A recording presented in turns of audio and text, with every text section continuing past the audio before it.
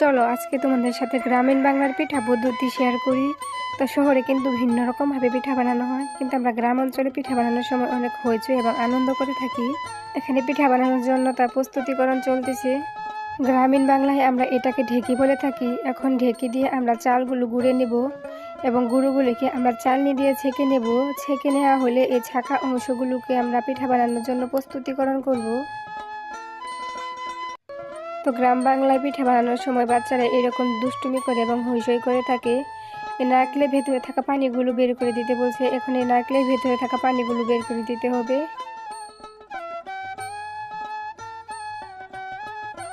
অন্যদিকে একটি বড় সাইজের নারকেল নিলাম। এখন এই নারকেলগুলো ভেঙে কুড়িয়ে নেব।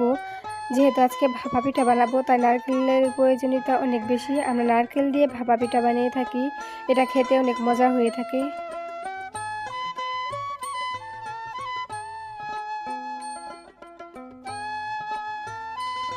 এরপর সুন্দর করে একে একে সবগুলো পিঠা বানিয়ে নেওয়া হলো।